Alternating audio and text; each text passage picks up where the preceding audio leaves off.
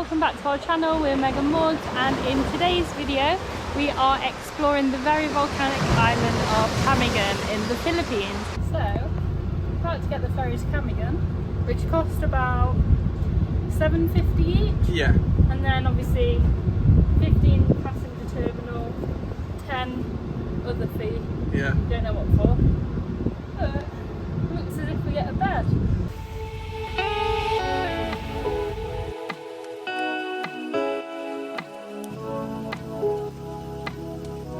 Just arrived in our room. We're staying at Camiguin Cottages. Looks pretty nice. We've got 2 double beds. I'll put on the screen how much we've paid per night. Have a look at the bathroom. It's okay. Right, unpack and go and get some dinner. We're here for 4 nights in total. We arrived yesterday, we got the ferry across from Hagna. It took about 4 hours. We got in quite late, so we didn't do anything yesterday. But this morning we have sorted scooters for the next 3 days. So we've got a scooter each, and we have just came and visited the old church ruins. Yeah, the old Spanish church or something like that. It was 50 pesos entry to get in. And it was just nice for a little walk around. We met some like a fellow traveller. We had a nice chat with him. He was sort of like travelling around the Philippines as well. And yeah, we're now heading down to the ocean just because we want to do some snorkeling basically. And there's the old sunken cemetery that's nearby to here, but you have to pay like a ridiculous amount of like BS fees and things. I think you it's have to like pay it for would a guide. be 300 in total for the both of us. Yeah, something like that, maybe more. But we want to kind of like budgeteer our own little trip. So I think what we're going to try and do is there's on Google reviews, I'll put it up on the screen, someone said sort of like go down this little cut through near a restaurant that was a bit further down the road, and you had like the same lovely views of all like the coral, and everything was still just as nice. So we're going to do that. Well, we did think that we did it, but this is definitely not the place. Yeah, we're definitely not here. So we'll try again. So we've just stopped off by the roadside. There was like a seafood restaurant about 50 metres sort of like up the road from where the actual sunken cemetery bit is. I drove straight past it. It's not a restaurant, it's a sign for a restaurant. Yeah, sorry, it's a sign for a seafood restaurant. Just in case you want to do it. But yeah, so here we bought a bottle of drink to just sort of like cool off. Don't mind my absolute sweat through vest over there. Saved ourselves a bit of money. I know it might not sound a lot, like if you come to the Philippines for a holiday, don't worry about it, you know, if it's just one trip, it's only a couple of pounds or dollars or euros or whatever to do the trip. But for us, like, you know, if we can save, you know, £2 a day, and we'll be travelling for, you know, almost 2 years, you know, we'll be saving more than £700 per year, and you know that equates to about a month of travel. So it's just all those little things that we're trying to do to sort of increase the amount of time that our budget lasts for, basically.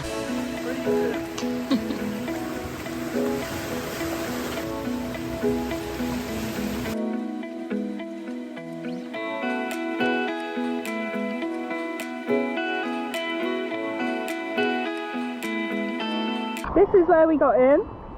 We swam out to here, and that across there, that's where the sunken cemetery is. So I'm sure, as you can imagine, all this coral reef and all the fish are the same. I think it's almost lunchtime for us. Yeah, we'll probably get in, have another swim. So we might swim a bit further and then like loop round, go a bit deeper, see what we can see. But and then jump on the bikes and go head somewhere for lunch, I think. Yeah, agreed.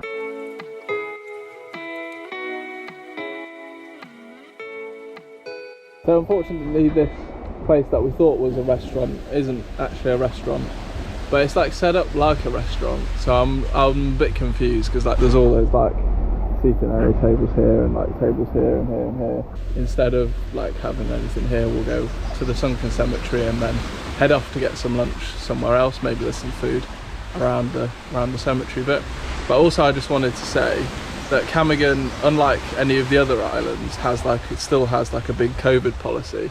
So you have to fill in this form online and you get like a QR code thing. It's called like Clean Camiguin, and basically they check it when you arrive on the ferry. Yeah, so we had to have it up and they scan them all. Yeah, so you have to show that you've been vaccinated, or I think you can get a PCR test or whatever and then have that, but I'm not 100% sure how that works if you're not vaccinated. But yeah, that was just something I wanted to say, just because if you're planning on doing it and say you're not vaccinated, then you know, you might want to sort of like plan in advance about getting a PCR test or anything like that. It's a bit of a faff considering. Also, I will say as well, Camiguin, other than Hagner, has the least amount of tourists I've seen. Yeah, it's kind of... I've seen one guy. Yeah, we've seen... that and we like, were chatting with at the church, and that's it. And then when we're on the ferry, there was us, the guy that we saw at the church again, and then like one other couple. Maybe, yeah. I think. So because it's out of the way, I feel like people don't come here. So But if you're I quite after, like that. yeah, so if you're after that kind of like chilled out vibe without so many tourists, and the drive here was absolutely lovely. Like you could probably just drive around and look at the views of the volcanoes and stuff like that. Like that would be entertaining just enough. Now you can't see us because we're shadows, but we're at the sunken cemetery. So there was a volcanic eruption in like 1867, I think it was, and it was an old Spanish cemetery that was just like on the coast, and the ash from the volcano and stuff like that like covered basically most of it, other than the big cross which you can see that's left behind. And I didn't know this. Yeah, see, I've been doing my tour guide research. Yeah, I know. Who needs a tour guide, eh? Yeah. So like you can see a bit further on, there's like waves breaking sort of like over there, and that's like the edge of where there's, yeah, that's the other edge of the cemetery.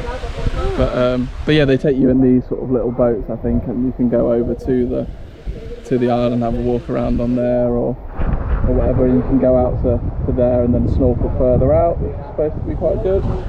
But yeah, we decided to do our snorkeling before just because we wanted to be budget conscious. Yeah, exactly. We wanted to be budget conscious. But Meg said earlier, like, this is an incredibly volcanic island. I think it's the most volcanic island in the world.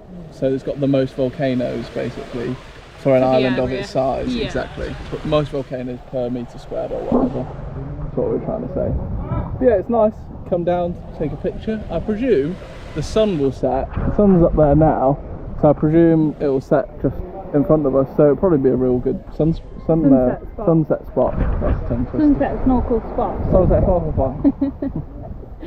But yeah, so we're hungry now though. There's a few restaurants around here. We'll have a look if they're any good on the Google reviews and see if there's many people eating there, and then yeah, if not, we'll just head back into town, get some lunch before we gonna head to the volcano. There's like an old volcano or something like that. I think we might do that for sunset. That actually would be good for sunset, yeah. Alright. Yeah. Well, you'll find out what we do next. Yeah, stay tuned. So a bit of a change of plan. After we had lunch, we were going back to our accommodation for a bit, and then we saw that the sort of White Island area was pretty, yeah, there wasn't many people there sort of around midday. So we decided that we might come here this afternoon for sunset. So we sort of chilled out for an hour or so, and then now we're going to go and get ourselves a boat. Yeah. Out to the island, which should be nice. Just have to go to like this special port area, and then you just speak to one of the captains, I think, and then they take you. It's supposed to be like around 600 for a boat. I don't know if we can barter it or not, but for return, yeah. But yeah, let's see how we get on. Well, change of plan again. Yep, so we tried to go and buy a ticket, well, get our boat, but they said that the island closes at 5 PM. So it's like 3 o'clock now, so there's literally no point, and we wouldn't be able to go for sunset. No point, because it would be, is it like $6.50 total? Yeah, it's almost £10 or whatever. For 2 hours. And also we wanted to go for sunset, that was like the whole point. But it was like $5.50 for the boat and another $50 for environmental fee each. So back to the drawing board, we're going to go and re-brainstorm what we're going to do. So a little update for you. We have arrived at the old volcano start point. It was 20 pesos each to get in. Our journey on the way here was pretty eventful as well. They're basically doing some like cliff remanagement.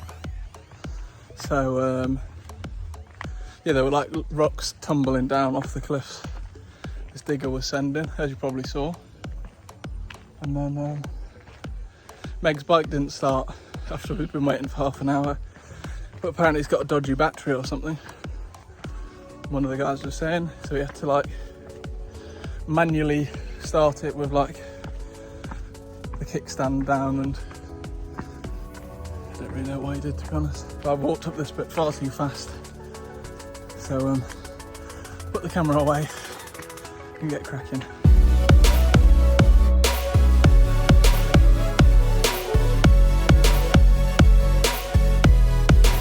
Apparently we're at the top. Yeah, so we thought that we'd be hiking up to that bit there, but actually like the viewpoint bit is here, and there's no like clear path to go all the way to the very top. I think you probably have to do a bit of bushwhacking or whatever, and I'm not sure we're up for that, but yeah, we thought that it would be up there, but I think it took us like 25 minutes. It's supposed to take 45. Yeah. Like, surely this isn't it. Yeah, but We've I feel looked like on Google reviews and everybody says this is the top. yeah, like all the pictures that people have been taking has been of this view that we've got in front of us.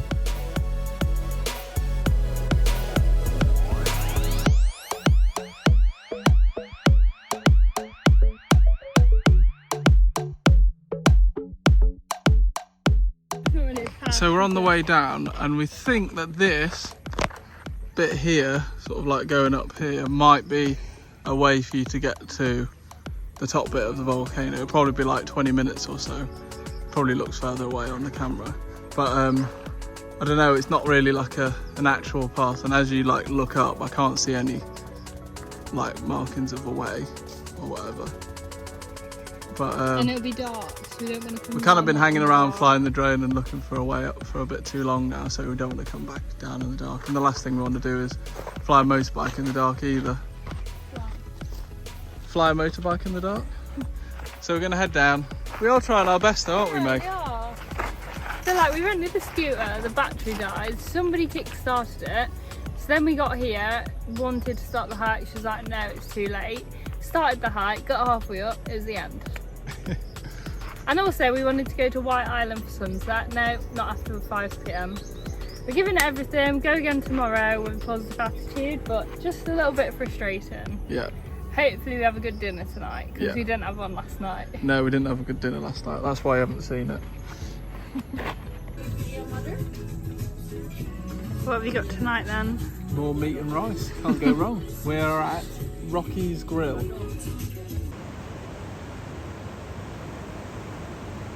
Okay, so after a rainy start to the day, we're going for attempt number 3 for getting to White Island. Sun's come out, hopefully we'll have a couple of nice hours on the island. Just had a look over, and it doesn't seem too busy, so yeah, fingers crossed.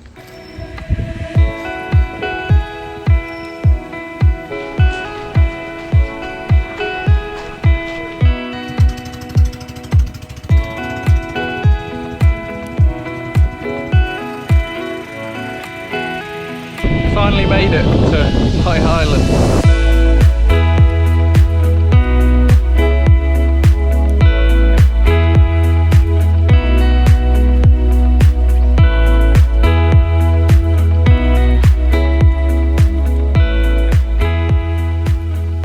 Third time lucky. Yeah, it's lovely here. It is lovely. The mountains are all cloudy and misty from earlier, but it's nice and sunny on the island at least. If you do come, make sure you bring like loads of snacks and water, sun cream. Definitely sun cream. There's You can't obviously, get anything out here. and there's no shade. There's a guy there's a guy like selling umbrella Like rentals rented, or whatever. yeah. But it's much more quiet than it has been sort of like in the mornings at this time of day, probably because it's so hot and people are more sensible than to come out in the middle of the day. But no, it's lovely, really nice. And like, because when it's the low tide, it's quite big. There's always like space to just have a bit of space to yourself. It's lovely. And all the beautiful water and reef and around us. It's just cloudy. Really is. And then yeah, a few people, boats there, and the misty volcanoes in the background. So you pre-book your boat ride home, so we have just stayed the maximum amount of time. It's only 3 hours. Yeah, but I guess one of those things again that, like, I think if you're paying for the boat, then there shouldn't really be a maximum time. especially when the boat ride is literally sort of like 5 minutes It literally max. took, yeah. Maybe less, maybe 3 minutes from like the shore to here. I don't know, I don't see why there's a maximum time personally, but it's No. lovely and we'll stay for as long as we can. Yeah, and hopefully do some nice snorkeling as well. Meg's got a bit of a problem with her ear at the moment, like trap water, a bit painful and stuff, so I'll do my best as our resident trainee swimmer to get some good shots of the water. But it looks really clear and stuff, so we'll see how we get on. Yeah, it looks really nice.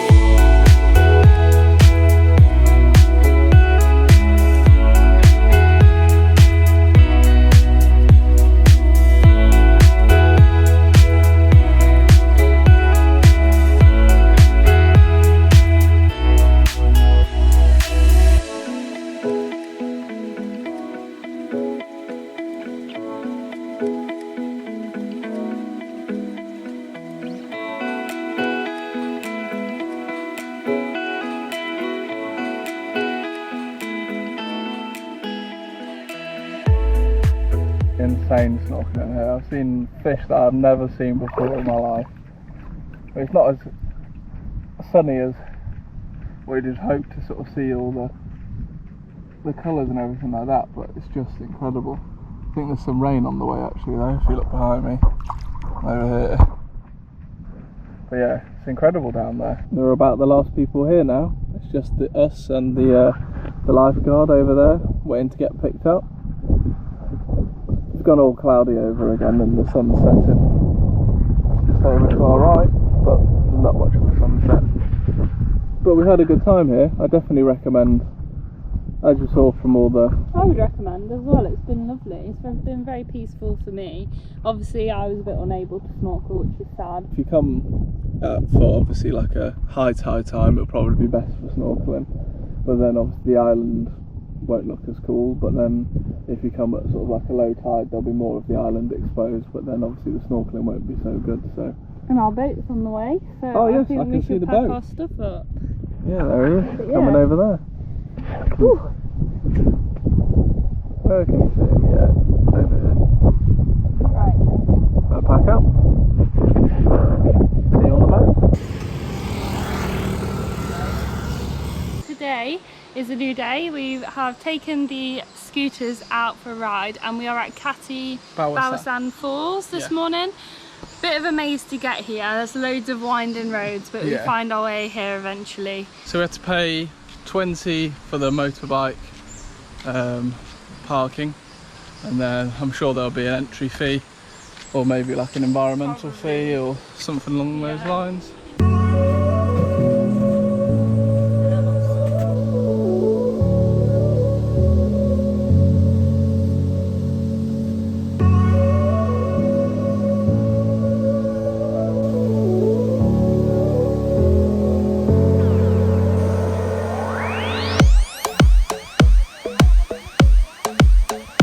Enjoying our time here. Morgan had a bit of a swim. Very cold. Very cold. Very cold. And all of a sudden it's got quite busy, so we've had about an hour here, so we might head off. There was both an entrance and an environmental fee here. Cost us 75 each. Yeah. So one of the more expensive like waterfalls or attractions, but it's one of the best that we've seen, so it's going to be a good angle of our chins. Yeah, it's worth coming.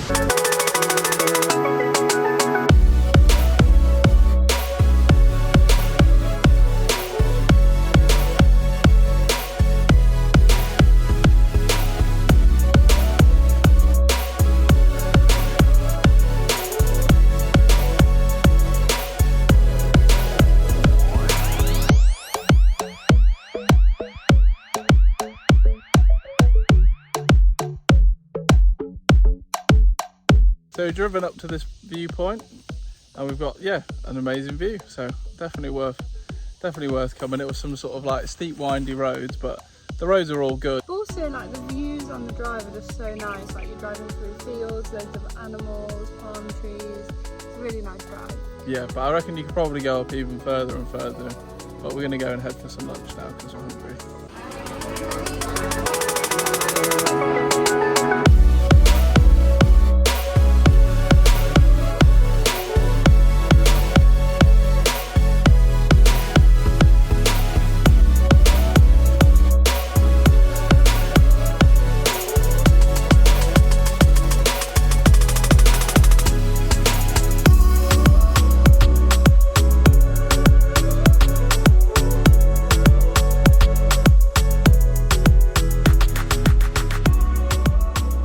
So you may be wondering why after our sort of morning with the waterfalls that you didn't see us on Mantinique Island, I think that's how you pronounce it. But basically, so we had lunch and then we drove all the way there. I think it took like 40 minutes or something like that. And then we got there at 2 p.m. Yeah, and then when we arrived, the lady was like, "Oh, are you sure you want to go now? The island closes at 4." And like, there's nothing on sort of like their Google Maps page or online on any of like the guides about the island closing at 4. So by the time we got there or whatever, it would have been probably 2:30, and then we would have only had like an hour and a half there. And you're only allowed to stay for 3 hours anyway. So we wanted to stay until 5, like we had with White Island, because they're all run by the same organisation. So well, it says that they are. As the information's not available online, we had wrongly presumed that they would have sort of similar open and closing times. So we were just feeling quite like frustrated. She didn't really give an explanation as to why it closes at that time. Only just something to do with the lifeguard. Yeah, I don't know, we were kind of a bit just like disappointed with generally how a lot of the touristy attractions were run. You know, I know there's some stuff going on with the government at the moment with like, they're not happy with the way that people are charging taxes and environmental taxes and fees to go to attractions where the government doesn't consider them as like an owner or an employee of looking after those attractions. Unlike other places that we've been, it seems like natural places like beaches and things like that, everybody's just trying to get their cut out of the tourist industry. Yeah. But then obviously on the flip side of it, everywhere we stayed, so like all the accommodations that we've stayed, everyone's been like so lovely, and they can't do enough for you. Like, and just some of the people that we've met, that like some of the locals have just been so lovely. Like we've had really wholesome interactions with everybody.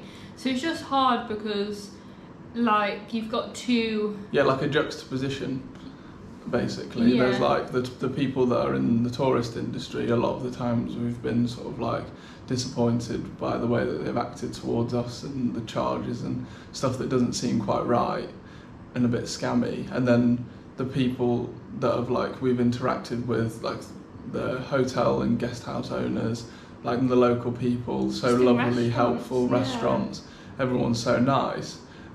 But which has just been a bit strange. But yeah, we're ranting and rambling a bit, but it just sort of was our genuine reactions and feelings on the day, and we really didn't feel like filming. But unfortunately that is the end of our time in the Philippines, and that's kind of how it ended. We had to get a flight then the next day to Cebu from Camiguin, and then which was delayed an hour, something like that, but that's how it is. And then our flight from Manila and then our second flight was from Cebu to Manila, which was delayed 2.5 hours. Yep, so it was... So don't have short layovers in the Philippines, it's not worth it at all. Yeah. I think every single flight we took there was delayed, apart from ones that involved other countries. Yeah, like only the international flights in and out. Or the domestic were delayed. Also, I don't want you to think that we didn't have a good time there. It's such a stunning country. The locals are so friendly. We really enjoyed the food. Yeah. And the places are beautiful. It's one of the most beautiful countries I have been so far in my life. Absolutely, I completely agree. But yeah, it's just sometimes we just felt a bit disavowed with how things were run and how untransparent it was online. Maybe they weren't it's sort of, for a country with so many tourists, I feel like the tourist industry is not very well connected, and it wasn't very sort of like user friendly, basically. Yeah, it just felt like you were there to be, for the people to make money off you, and yeah, it was unfortunate to be made to feel that way. But yeah, that's the end of our Philippines series. Whether that be on a bad note or not, we'll be heading on to our next country for the next video. We'll probably be releasing a video to sort of show you our 30-day itinerary in the Philippines, give you some extra places that we didn't quite get to fit in, and just some general tips and advice about travelling. So make sure to look out for that. And yeah, as always, we'll see you in the next video.